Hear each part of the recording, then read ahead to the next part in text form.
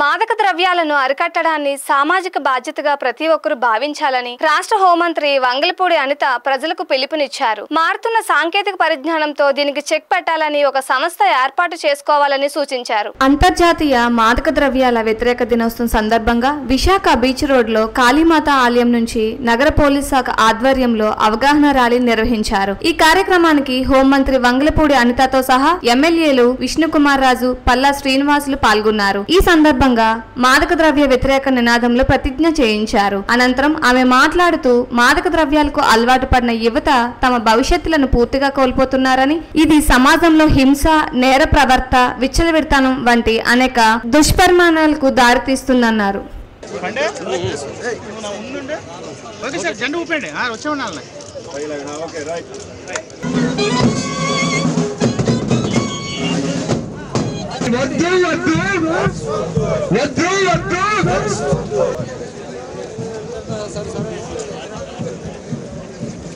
ముఖ్యంగా యువతలో మాదక ద్రవ్యాల దుర్వినియోగం పెరుగుతోందని మరియు ఇది ఆందోళన కలిగించే విషయమని మేము గ్రహించాము.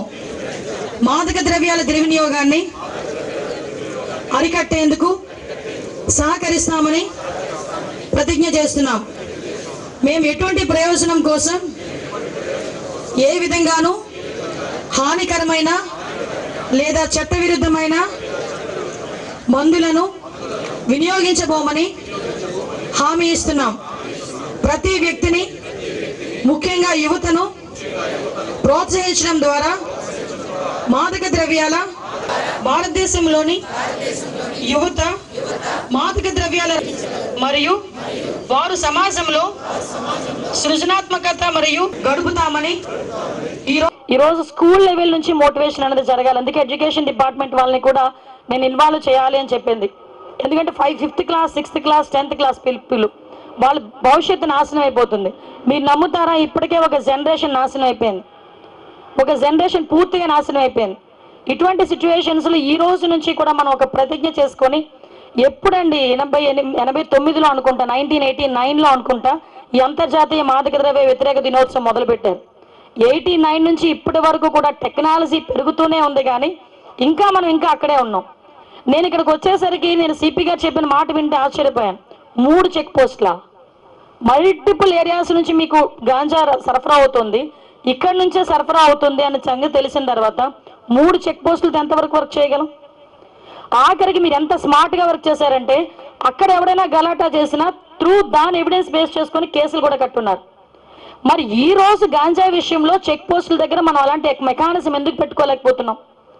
ఈ రోజు అంతర్జాతీయ మాదక ద్రవ్య వ్యతిరేక దినోత్సవం సందర్భంగా ఆంధ్రప్రదేశ్లోనే కాదు, ప్రపంచవ్యాప్తంగా ఉన్న తెలుగు వాళ్ళందరికీ కూడా నా హంబుల్ రిక్వెస్ట్, దీన్ని స్మార్ట్ వర్క్ చేయడానికి, మాదక ద్రవ్యాలు పట్టుకోవడానికి మీరు ఏదైనా యాప్ కనుక డెవలప్ చేయగలిగితే మాకు ఒక్కసారి చెప్పండి. డాగ్ స్క్వాడ్ కూడా స్మెల్ చేయకుండా లేకపోయిన పరిస్థితిలో ఉంది.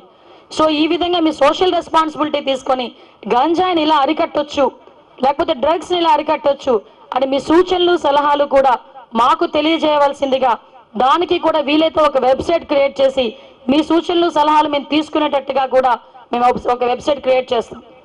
డెఫినెట్గా వాట్ ఎవర్ ఇట్, మీ అందరూ కోరిక మేరకు ఈ విషయాన్ని కూడా మన గౌరవ సీఎం గారి దగ్గరికి తీసుకెళ్ళి, ఏదైతే మీకు కొంచెం స్టాఫ్ తక్కువ ఉన్నారో దాన్ని ఎలా ఫుల్ఫిల్ చేయాలనే దాని మీద కూడా మేము బాధ్యత తీసుకుంటామని ఈ సందర్భంగా మీ అందరికీ కూడా తెలియజేసుకుంటూ, రాబోయే కాలంలో ఈ మాదక ద్రవ్యాల వినియోగం ఏదైతే ఉందో దీని మీద ఉక్కుపాదం పెట్టడానికి డిపార్ట్మెంట్తో పాటు ప్రతి ఒక్కరు కూడా సోషల్ రెస్పాన్సిబిలిటీ తీసుకోవాలని మనస్ఫూర్తిగా ఆంధ్రప్రదేశ్ ప్రజలందరికీ కూడా విన్నవించుకుంటూ, ఈ అవకాశం ఇచ్చిన మీ అందరికీ కూడా ప్రత్యేకంగా ధన్యవాదాలు, నమస్కారాలు.